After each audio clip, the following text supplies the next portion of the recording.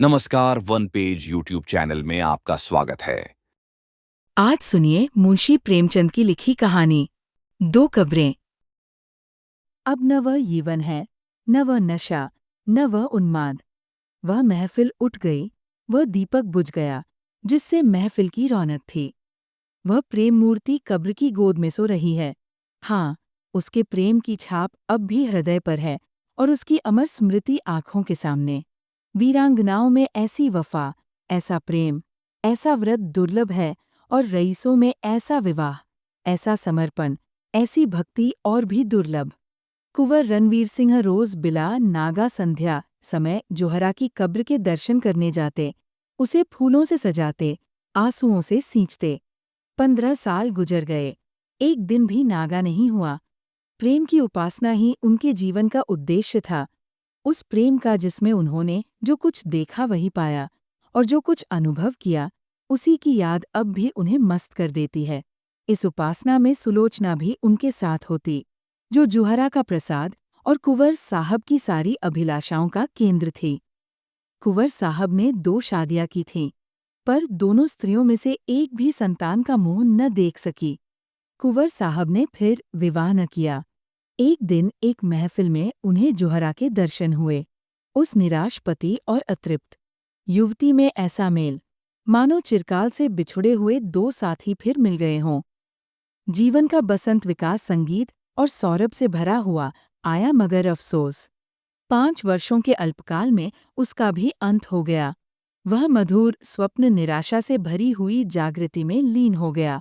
वह सेवा और व्रत की देवी 3 साल की सुलोचना को उनकी गोद में सौंपकर सदा के लिए सिधार गई।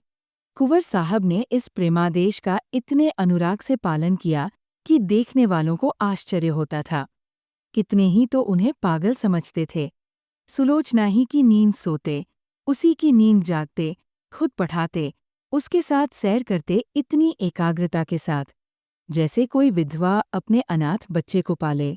जब से वो यूनिवर्सिटी में दाखिल हुई, उसे खुद मोटर में पहुंचा आते और शाम को खुद जाकर ले आते।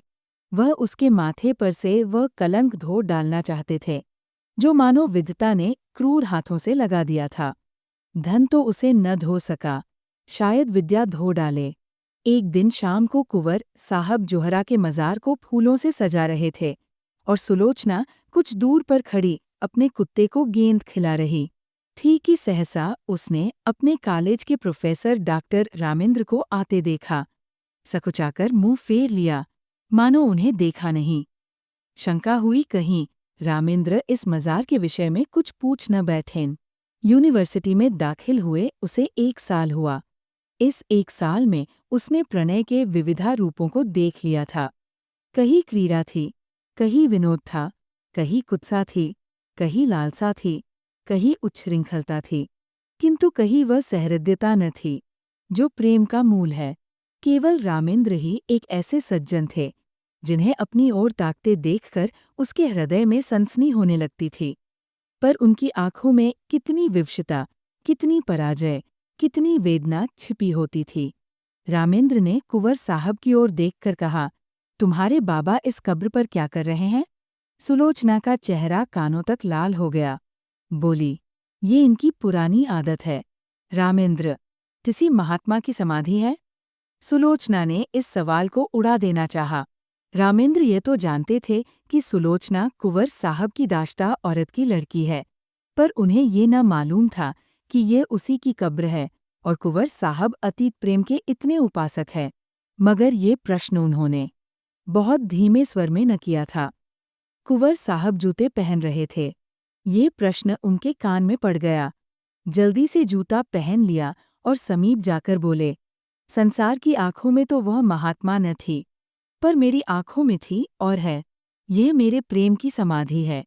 सुलोचना की इच्छा होती थी, यहाँ से भाग जाओ, लेकिन कुंवर साहब को जोहरा के यशोगान में आत्मिक आनंद मिलता था। रामेंद्र का विस्मय देखकर बोले, इसमें वह देवी सो रही है, जिसने मेरे जीवन को स्वर्ग बना दिया था। ये सुलोचना उसी का प्रसाद है। रामेंद्र ने कब्र की तरफ देखकर आश्चर्य से कहा, अच्छा। कुंवर साहब ने मन में उस प्रेम का आनंद उठाते हुए कहा, वह जीवन ही और था, प्रोफेसर साहब। ऐसी तपस्या मैंने और कहीं नहीं देखी। आपको फुर्सत हो तो मेरे साथ चलिए, आपको उन यौवन स्मृतियों। सुलोचना बोल उठी, वे सुनाने की चीज नहीं है दादा। कुंवर, मैं रामेंद्र बाबू को गैर नहीं समझता। रामेंद्र को प्रेम का ये अलौकिक रूप मनोविज्ञान का एक रत्न सा मालूम हुआ। वह कुंवर साहब के साथ ही उनके घर आए और कई घंटे तक उन हसरत में डूबी हुई प्रेम स्मृतियों को सुनते रहे, जो वरदान मांगने के लिए उन्हें साल भर से साहस न होता था। दुविधा में पड़कर रह जाते थे। वह आज उन्होंने मांग लिया। लेकिन विवाह के बाद रामेंद्र को नया अनुभव हुआ। महिलाओं का आना जाना प्राय बंद हो गया। इसके साथ ही मर्द दोस्तों की आमदरफ्त बढ़ गई। दिन भर उनका तांता लगा रहता था। सुलोचना उनके आदर सत्कार में लगी रहती।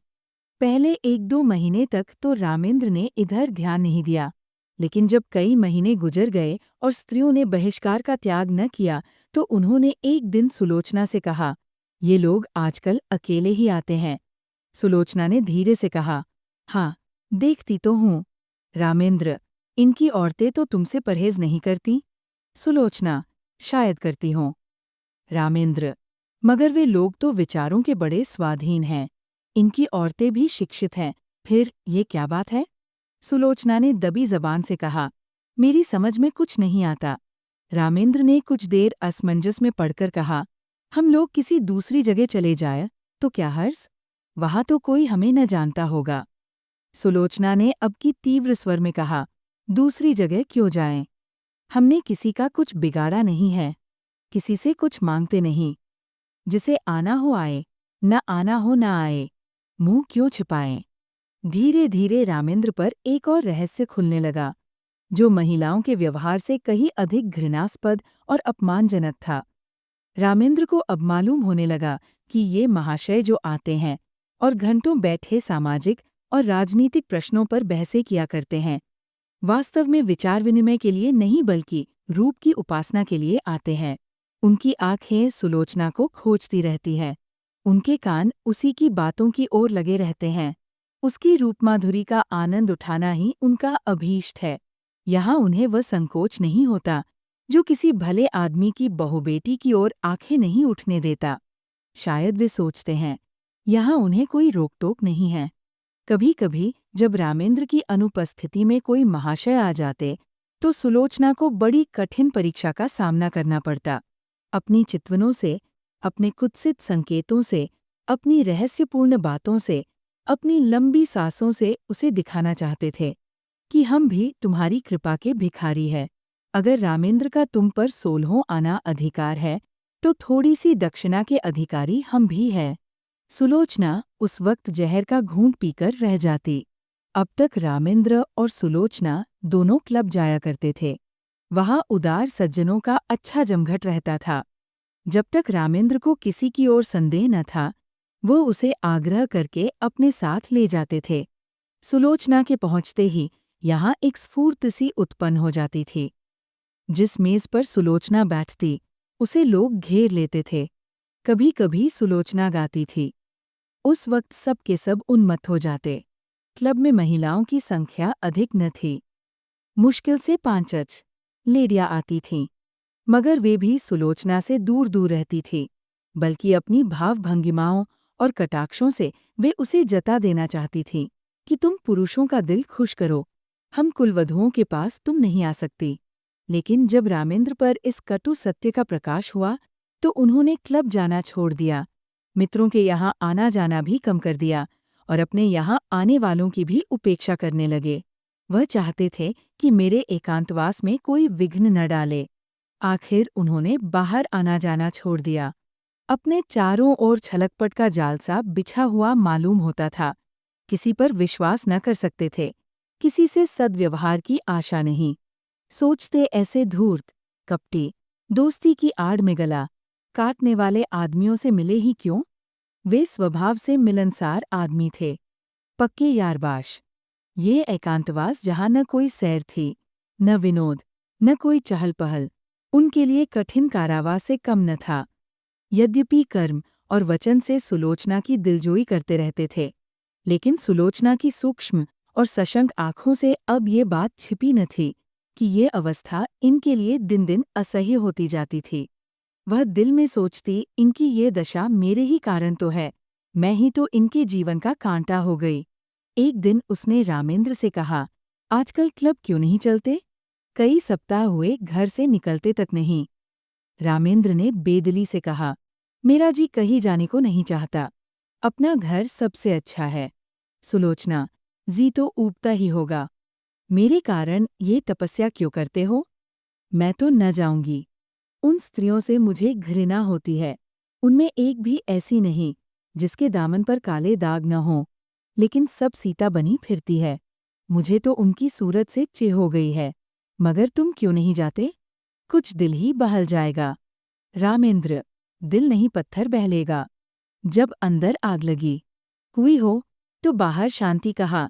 सुलोचना चौंक पड़ी। आज पहली बार उसने रामेंद्र के मुंह से ऐसी बात सुनी। वह अपने ही को बहिष्कृत समझती थी। अपना अनादर जो कुछ था, उसका था। रामेंद्र के लिए तो अब भी सब दरवाजे खुले हुए थे। वह जहाँ चाहे जा सकते हैं, जिनसे चाहें मिल सकते हैं।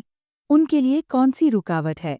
लेकिन नहीं, अगर उन्होंने किसी कुलीन स्त्री से विवाह किया होता तो उनकी ये दशा क्यों होती? प्रतिष्ठित घरानों की औरतें आतीं, आपस में मैत्री बढ़ती, जीवन सुख से कटता, रेशम का पाबंद लग जाता। अब तो उसमें टाट का पाबंद लग गया। मैंने आकर सारे तालाब को गंदा कर दिया। उसके मुख पर उदासी छा गई। रामेंद्र को भी तुरंत मालूम हो गया कि उनकी जबान से एक ऐसी बात निकल गई जिसके दो अर्थ हो सकते हैं। उन्होंने फौरन बात बनाई, क्या तुम समझती हो कि हम और तुम अलग अलग हैं? हमारा और तुम्हारा जीवन एक है।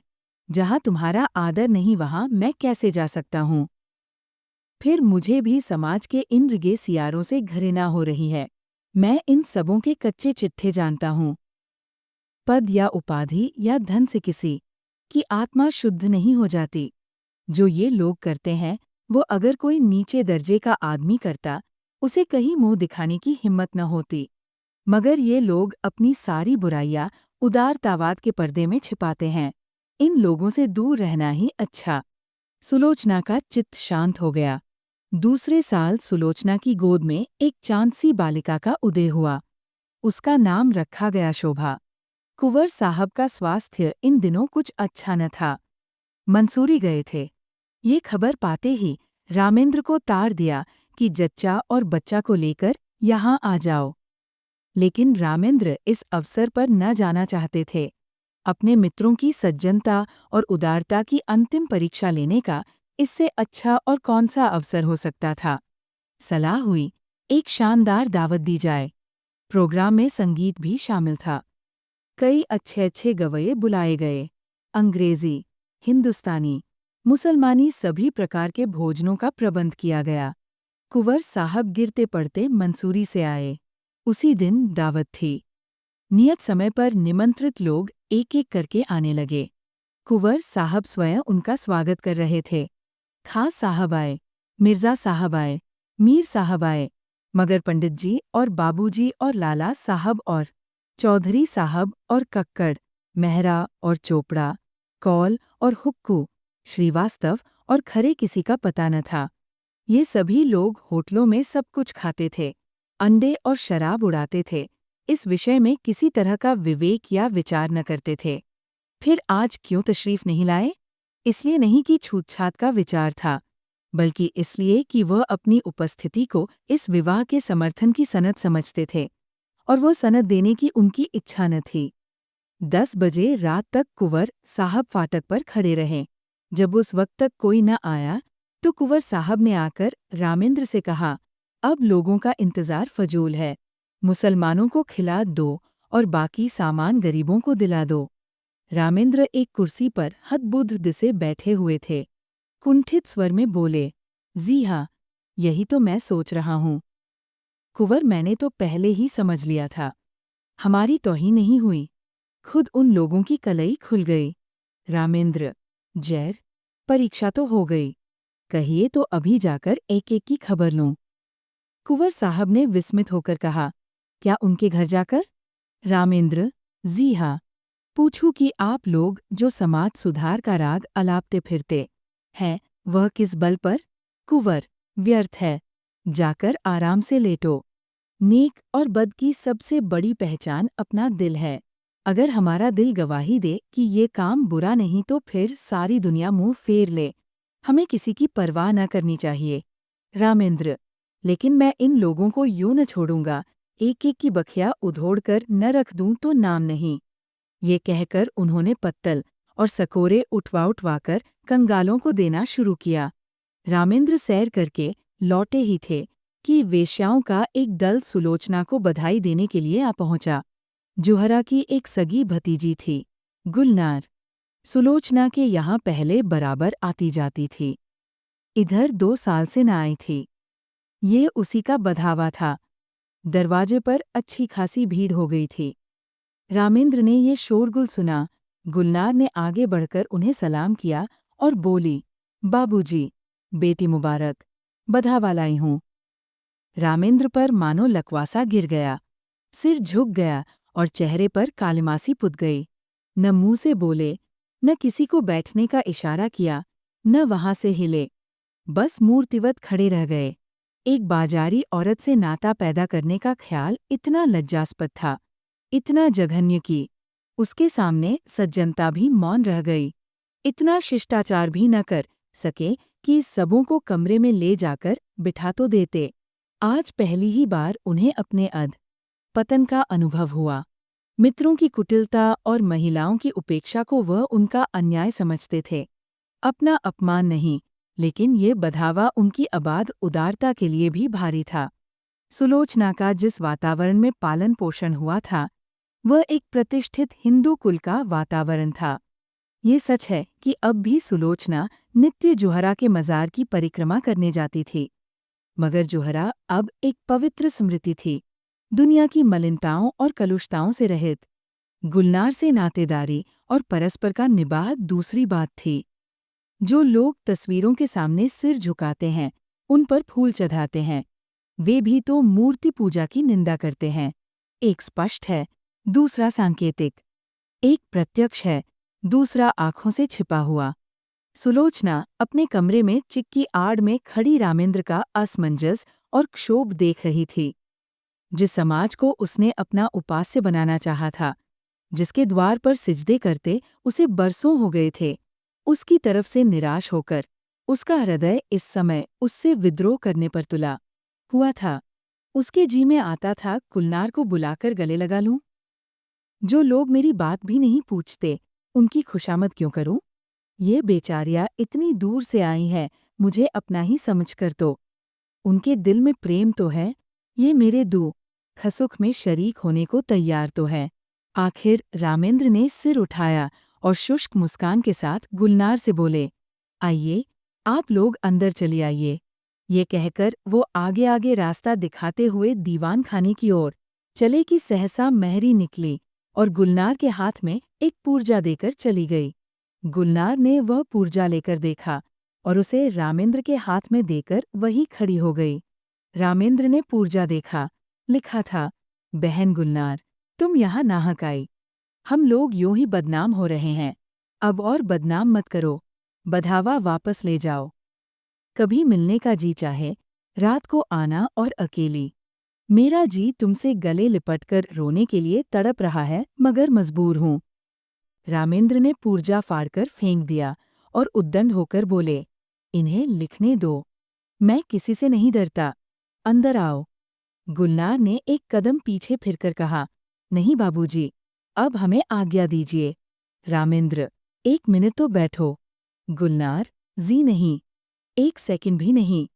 गुलनार के चले जाने के बाद रामेंद्र अपने कमरे में जा बैठे। जैसी पराजय उन्हें आज हुई, वैसी पहले कभी नहीं हुई। वह आत्माभिमान, वह सच्चा क्रोध, जो अन्याय के ज्ञान से पैदा होता है, लुप्त हो गया था। उसकी जगह लज्जा थी और ग्लानि। इसे बधावे की क्यों सूझ गई? यूं तो कभी आती जाती न थी, आज न जाने कहाँ से फट पड़ी। कुंवर साहब होंगे इतने उदार, उन्होंने जुहरा के नातेदारों से भाईचारे का निबाह किया होगा। मैं इतना उदार नहीं हूँ। कहीं सुलोचना छिपकर इसके पास आती जाती तो नहीं। लिखा भी तो है कि मिलने का जी चाहे तो रात को आना, और अकेली क्यों न हो। खून तो वही है, मनोवृत्ति वही, विचार वही, आदर्श वही। माना कुंवर साहब के घर में पालन पोषण हुआ, मगर रक्त का प्रभाव इतनी जल्दी नहीं मिट सकता। अच्छा, दोनों बहनें मिलती होंगी तो उनमें क्या बातें होती होंगी? इतिहास या नीति की चर्चा तो हो नहीं सकती। वहीं निर्लजता की बातें होती होंगी। गुलनार अपना वृत्तांत कहती होगी। उस बाजार के खरीदारों और दुकानदारों के गुणदोषों पर बहस होती होगी। ये तो हो ही नहीं सकता कि गुलनार इसके पास आते ही अपने को भूल जाए और कोई भद्दी, अनर्गल और कलुषित बातें न करे। एक क्षण में उनके विचारों ने पलटा खाया, मगर आदमी बिना किसी से मिले जुले रह भी तो नहीं सकता। ये भी तो एक तरह की भूख है। भूख में अगर शुद्ध भोजन न मिले तो आदमी जूठा खाने से भी परहेज नहीं करता।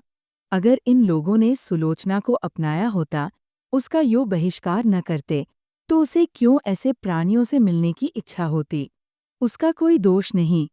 ये सारा दोष परिस्थितियों का है, जो हमारे अतीत की याद दिलाती रहती है। रामेंद्र इन्हीं विचारों में पड़े हुए थे कि कुंवर साहब आ पहुंचे और कटु स्वर में बोले, मैंने सुना गुलनार अभी बधावा लाई थी। तुमने उसे लौटा दिया। रामेंद्र का विरोध सजीव हो उठा। बोले, मैंने तो नहीं लौटाया, सुलोचना ने लौटाया। पर मेरे ख्याल में अच्छा किया। कुंवर, तो ये कहो तुम्हारा इशारा था। तुमने इन पतितों को अपनी ओर खींचने का कितना अच्छा अवसर हाथ से खो दिया है। सुलोचना को देखकर जो कुछ असर पड़ा, वह तुमने मिटा दिया। बहुत संभव था कि एक प्रतिष्ठित आदमी से नाता रखने का अभिमान उसके जीवन में एक नए युग का आरंभ करता, मगर तुमने इन बातों पर जरा भी ध्यान न दिया। रामेंद्र ने कोई जवाब न दिया। कुंवर साहब जरा उत्तेजित होकर बोले, आप लोग ये क्यों भूल जाते हैं कि हर एक बुराई मजबूरी से होती है। चोर इसलिए चोरी नहीं करता कि चोरी में उसे विशेष आनंद आता है, बल्कि केवल इसलिए कि जरूरत उसे मजबूर कर देती है। हाँ, वह जरूरत वास्तविक है या काल्पनिक, इसमें मतभेद हो सकता है। स्त्री के मैके जाते समय कोई गहना बनवाना एक आदमी के लिए जरूरी हो सकता है, दूसरे के लिए बिल्कुल गैर जरूरी। क्षुधा से व्यथित होकर एक आदमी अपना ईमान खो सकता है, दूसरा मर जाएगा पर किसी के सामने हाथ न फैलाएगा। पर प्रकृति का ये नियम आप जैसे विद्वानों को न भूलना चाहिए कि जीवन लालसा प्राणी मात्र में व्यापक है। जिंदा रहने के लिए आदमी सब कुछ कर सकता है। जिंदा रहना जितना ही कठिन होगा, बुराइयां भी उसी मात्र में बढ़ेंगी। जितना ही आसान होगा, उतनी ही बुराइयां कम होंगी। हमारा ये पहला सिद्धांत होना चाहिए कि जिंदा रहना हरेक के लिए सुलभ हो। रामेंद्र बाबू, आपने इस वक्त इन लोगों के साथ वही व्यवहार किया जो दूसरे आपके साथ कर रहे हैं और जिससे आप बहुत दुखी है। रामेंद्र ने इस लंबे व्याख्यान को इस तरह सुना जैसे कोई पागल बक रहा हो। इस तरह की दलीलों का वह खुद कितनी ही बार समर्थन कर चुके थे, पर दलीलों से व्यथित अंग की पीड़ा नहीं शांत होती। पतित स्त्रियों का नातेदार की हैसियत से द्वार पर आना इतना अपमानजनक था कि रामेंद्र किसी दलील से पराभूत होकर उसे भूल न सकते थे। बोले, मैं ऐसे प्राणियों से कोई संबंध नहीं रखता, ये विष अपने घर में नहीं फैलाना चाहता।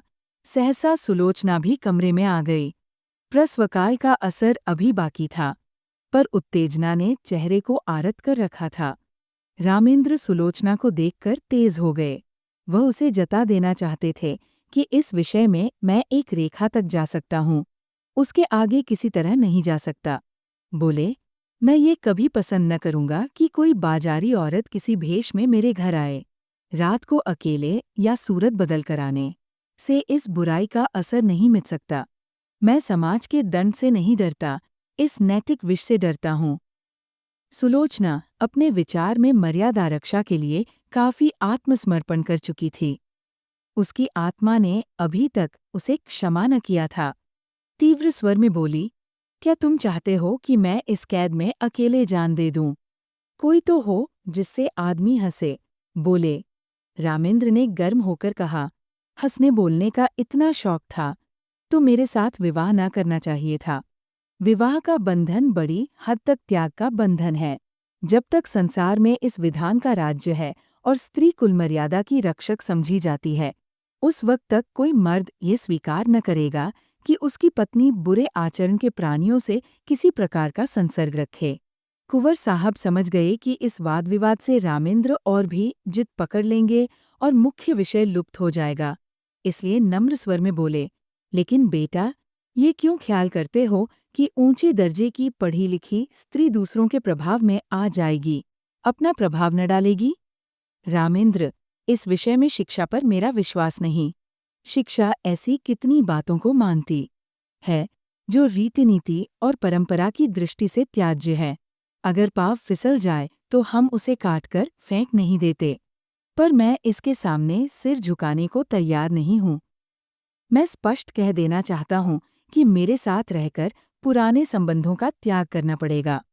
इतना ही नहीं, मन को ऐसा बना लेना पड़ेगा कि ऐसे लोगों से उसे खुद घृणा हो।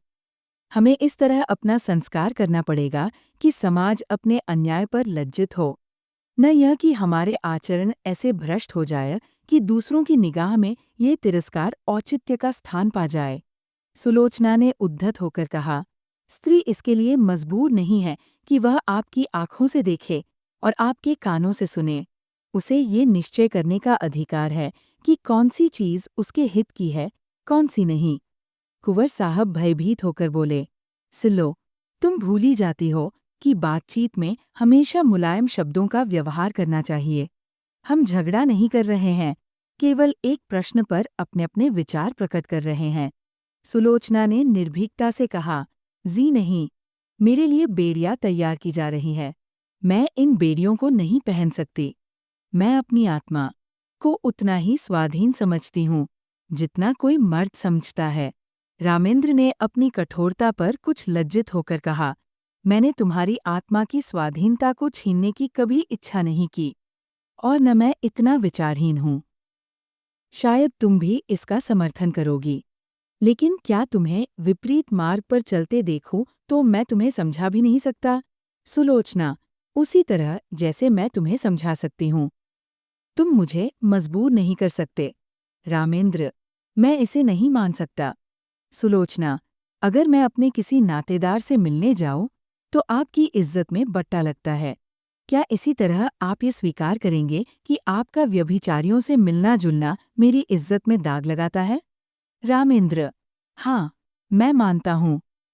सुलोचना, आपका कोई व्यभिचारी भाई आ जाए तो आप उसे दरवाजे से भगा देंगे? रामेंद्र, तुम मुझे इसके लिए मजबूर नहीं कर सकती। सुलोचना, और आप मुझे मजबूर कर सकते हैं? बेशक। क्यों? इसीलिए कि मैं पुरुष हूँ, इस छोटे से परिवार का मुख्य अंग हूँ। इसीलिए कि तुम्हारे ही कारण मुझे। रामेंद्र कहते रुक गए, पर सुलोचना उनके मुंह से निकलने वाले शब्दों को ताड़ गई। उसका चेहरा तमतमा उठा, मानो छाती में बरछी सी लग गई। मन में ऐसा उद्वेग उठा कि इसी क्षण घर छोड़कर सारी दुनिया से नाता तोड़कर चली जाऊं और फिर इन्हें कभी मुंह न दिखाऊं। अगर इसी का नाम विवाह है कि किसी की मर्जी की गुलाम होकर रहूं, अपमान सहन करूं, तो ऐसे विवाह को दूर ही से सलाम है। वह तैश में आकर कमरे से निकलना चाहती थी कि कुंवर साहब ने लपक कर उसे पकड़ लिया और बोले, क्या करती हो बेटी? घर में जाओ, क्यों रोती हो? अभी तो मैं जीता हूँ, तुम्हें क्या गम है? रामेंद्र बाबू ने कोई ऐसी बात नहीं कही और न कहना चाहते थे। फिर आपस की बातों का क्या बुरा मानना? किसी अवसर पर तुम भी जो जी में आए कह लेना। यूं समझाते हुए कुंवर साहब उसे अंदर ले गए। वास्तव में सुलोचना कभी गुलनार से मिलने की इच्छुक न थी। वह उससे स्वयं भागती थी। एक क्षणिक आवेश में उसने गुलनार को वह पुर्जा लिख दिया था। मन में स्वयं समझती थी, इन लोगों से मेलजोल रखना मुनासिब नहीं, लेकिन रामेंद्र ने ये विरोध किया। यही उसके लिए असह्य था। ये मुझे मना क्यों करें? क्या मैं इतना भी नहीं समझती? क्या इन्हें मेरी ओर से इतनी शंका है? इसीलिए तो कि मैं कुलीन नहीं हूँ। मैं अभी अभी गुलनार से मिलने जाऊंगी, जिद्दन जाऊंगी। देखूं मेरा क्या करते हैं। लाड प्यार में पली हुई सुलोचना को कभी किसी ने तीखी आंखों से न देखा था। कुंवर साहब उसकी मर्जी के गुलाम थे। रामेंद्र भी इतने दिनों उसका मुंह जोहते रहे। आज अकस्मात ये तिरस्कार और फटकार पाकर उसकी स्वेच्छा, प्रेम और आत्मीयता के सारे नातों को पैरों से कुचल डालने के लिए विकल हो उठी। वो सब कुछ सह लेगी, पर ये धौंस, ये अन्याय, ये अपमान उससे न सहा जाएगा। उसने खिड़की से सिर निकालकर कोचवान को पुकारा और बोली, थाड़ी लाओ, मुझे चौक जाना है, अभी लाओ। कुंवर साहब ने चुमकार कर कहा, बेटी सिल्लो, क्या कर रही हो? मेरे ऊपर दया करो। इस वक्त कहीं मत जाओ, नहीं हमेशा के लिए पछताना पड़ेगा। रामेंद्र बाबू भी बड़े गुस्सेवर आदमी हैं। फिर तुमसे बड़े हैं, ज्यादा विचारवान हैं, उन्हीं का कहना मान जाओ। मैं तुमसे सच कहता हूँ, तुम्हारी माँ जब थीं तो कई बार ऐसी नौबत आई कि मैंने उनसे कहा, घर से निकल जाओ, पर उस प्रेम की देवी ने कभी दयोड़ी के बाहर पाँव नहीं निकाला। इस वक्त धैर्य से काम लो। मुझे विश्वास है, जरा देर में रामेंद्र बाबू खुद लज्जित होकर तुम्हारे पास अपराध क्षमा कराने आएंगे। सहसा रामेंद्र ने आकर पूछा, थाड़ी क्यों मंगवाई? कहाँ जा रही हो? रामेंद्र का चेहरा इतना क्रोधोन्मत्त हो रहा था कि सुलोचना सहम उठी। दोनों आंखों से ज्वाला सी निकल रही थी। नथने फड़क रहे थे, पिंडलियां काँप रही थी। ये कहने की हिम्मत न पड़ी कि गुलनार के घर जाती हूँ। गुलनार का नाम सुनते ही शायद ये मेरी गर्दन पर सवार हो जाएंगे, इस भय से वो काँप उठी। आत्मरक्षा का भाव प्रबल हो गया। बोली, जरा अम्मा के मजार तक जाऊंगी। रामेंद्र ने डॉटकर कहा, कोई जरूरत नहीं वहां जाने की। सुलोचना ने कातर स्वर में कहा, क्यों अम्मा के मजार तक जाने की भी रोक है? रामेंद्र ने उसी ध्वनि में कहा, हाँ। सुलोचना, तो फिर अपना घर संभालो, मैं जाती हूँ। रामेंद्र, जाओ, तुम्हारे लिए क्या, ये न सही दूसरा घर सही। अभी तक तस्मा बाकी था, वह कट गया। यो शायद सुलोचना वहां से कुंवर साहब के बंगले पर जाती, 2-4 दिन रूठी रहती, फिर रामेंद्र उसे मना लाते और मामला तय हो जाता। लेकिन इस चोट ने समझौते और संधि की जड़ काट दी। सुलोचना दरवाजे तक पहुंची थी, वहीं चित्रलिखित सी खड़ी रह गई, मानो किसी ऋषि के शाप ने उसके प्राण खींच लिए हों। वही बैठ गई, न कुछ बोल सकी, न कुछ सोच सकी। जिसके सिर पर बिजली गिर पड़ी हो, वह क्या सोचे, क्या रोए, क्या बोले? रामेंद्र के वे शब्द बिजली से कहीं अधिक घातक थे। सुलोचना कब तक वहां बैठी रही, उसे कुछ खबर न थी। जब उसे कुछ होश आया तो घर में सन्नाटा छाया हुआ था। घड़ी की तरफ आँख उठी, 1 बज रहा था। सामने आराम कुर्सी पर कुंवर साहब नवजात शिशु को गोद में लिए सो गए थे। सुलोचना ने उठकर बरामदे में झांका। रामेंद्र अपने पलंग पर लेटे हुए थे। उसके जी में आया, इसी वक्त इन्हीं के सामने जाकर कलेजे में छुरी मार लूं और इन्हीं के सामने तड़प तड़प कर मर जाऊं। वो घातक शब्द याद आ गए। इनके मुंह से ऐसे शब्द निकले क्यों कर? इतने चतुर, इतने उदार और इतने विचारशील होकर भी ये जुबान पर ऐसे शब्द क्यों कर ला सके? उसका सारा सतीत्व भारतीय आदर्शों की गोद में पली हुई भूमि पर आसक्त पड़ी हुई अपनी दीनता पर रो रहा था। वह सोच रही थी, अगर मेरे नाम पर यह दाग न होता, मैं भी कुलीन होती, तो क्या ये शब्द इनके मुंह से निकल सकते थे? लेकिन मैं बदनाम हूँ, दलित हूँ, त्याज्य हूँ। मुझे सब कुछ कहा जा सकता है। उफ, इतना कठोर हृदय! क्या वह किसी दशा में भी रामेंद्र पर इतना कठोर प्रहार कर सकती थी? बरामदे में बिजली की रोशनी थी। रामेंद्र के मुख पर क्षोभ या ग्लानि का नाम भी न था। क्रोध की कठोरता अब तक उसके मुख को विकृत किए हुए थी। शायद इन आंखों में आंसू देखकर अब भी सुलोचना के आहत हृदय को तस्कीन होती, लेकिन वहां तो अभी तक तलवार खिंची हुई थी। उसकी आंखों में सारा संसार सूना हो गया। सुलोचना फिर अपने कमरे में आई। कुंवर साहब की आंखें अब भी बंद थीं। इन चंद घंटों ही में उनका तेजस्वी मुख कांतिहीन हो गया था। गालों पर आंसुओं की रेखाएं सूख गई थीं। सुलोचना ने उनके पैरों के पास बैठकर सच्ची भक्त के आंसू बहाए। हाय, मुझ अभागिनी के लिए इन्होंने कौन कौन से कष्ट नहीं झेले, कौन कौन से अपमान नहीं सहे, अपना सारा जीवन ही मुझ पर अर्पण कर दिया, और उसका ये हृदय विदारक अंत। सुलोचना ने फिर बच्ची को देखा, मगर उसका गुलाब कासा विकसित। मुंह देखकर भी उसके हृदय में ममता की तरंग न उठी। उसने उसकी तरफ से मुंह फेर लिया। यही वह अपमान की मूर्तिमान वेदना है जो इतने दिनों मुझे भोगनी पड़ी। मैं इसके लिए क्यों अपने प्राण संकट में डालूं? अगर उसके निर्दयी पिता को उससे प्रेम है तो उसको पाले, और एक दिन वह भी उसी तरह रोए जिस तरह आज मेरे पिता को रोना पड़ रहा है। ईश्वर अब की अगर जन्म देना तो किसी भले आदमी के घर जन्म देना। जहाँ जोहरा का मजार था उसी के बगल में एक दूसरा मजार बना हुआ है। जोहरा के मजार पर घास जमाई है, जगह जगह से चूना गिर गया है, लेकिन दूसरा मजार बहुत साफ सुथरा और सजा हुआ है। उसके चारों तरफ गमले रखे हुए हैं और मजार तक जाने के लिए गुलाब की बेलों की रविशें बनी हुई हैं। शाम हो गई है। सूर्य की क्षीण, उदास, पीली किरणें मानो उस मजार पर आंसू बहा रही है। एक आदमी एक 3-4 साल की बालिका को गोद में लिए हुए आया और उस मजार को अपने रूमाल से साफ करने लगा। रविशों में जो पत्तियां पड़ी थी उन्हें चुनकर साफ किया और मजार पर सुगंध छिड़कने लगा। बालिका दौड़ दौड़कर तितलियों को पकड़ने लगी। ये सुलोचना का मजार है। उसकी आखिरी नसीहत थी कि मेरी लाश जलाई न जाए, मेरी माँ की बगल में मुझे सुला दिया जाए। कुंवर साहब तो सुलोचना के बाद 6 महीने से ज्यादा न चल सके।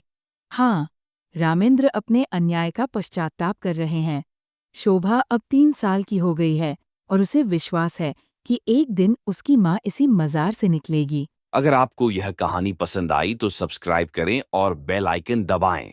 अपने सुझाव कमेंट बॉक्स में बताएं। अगली कहानी तक शब्दों की दुनिया में डूबे रहे। धन्यवाद।